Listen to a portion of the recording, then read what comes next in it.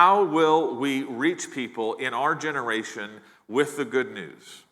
And that's why we want to start by remembering these words from a sermon that Paul preached in Acts. He is preaching to the Athenians, who are philosophers, and they're super smart, and they're super sophisticated, and they have kind of a cosmopolitan view of life, and they take a little snatch of good ideas here and a snatch of good ideas there. You know, you might say it's an American college town, right? And Paul is trying to preach the gospel to this group of people who would have no interest in his church. And he shared this truth, kind of this understanding of how God has created the world. He says, God made from one man every nation of mankind to live on all the face of the earth, having determined allotted periods and the boundaries of their dwelling place, that they should seek God, and perhaps feel their way toward him and find him. Yet he is actually not far from each one of us. So Paul is saying that God has created this world, and he has determined every person where they live, the times of their life, the things that they encounter, and he has made life so that every single person has this opportunity and has this moment in their lives to seek God. And he says that he, being a God who is everywhere, at all places, at all time, he is never far from anyone. So this is still the condition of the world today, right? The people that live on the face of the earth today are still living under God's plan, living in allotted periods, in different boundaries, and their life has a particular shape. And the Bible tells us that shape is from God, that they would seek God. So here's what I want us to observe. Nuns are people whose circumstances God has arranged to perhaps find him. They're not outside that verse, right? These people who don't have any interest in the church are still part of God's plan to be in circumstances that God has arranged to perhaps find him. But here's the kicker.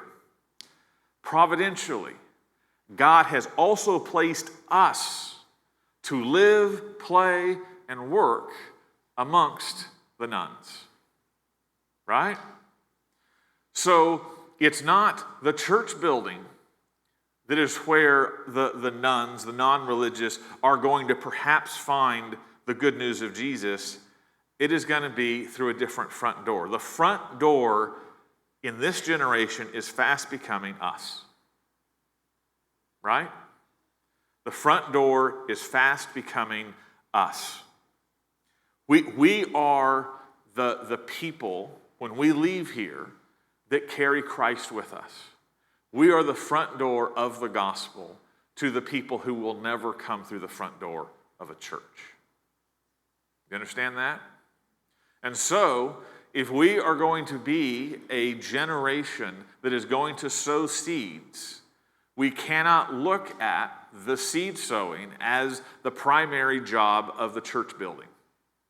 The primary seed sowers in our generation has to be us, who have had the seed sown in us and then are dispersed to live, work, and play amongst the nuns.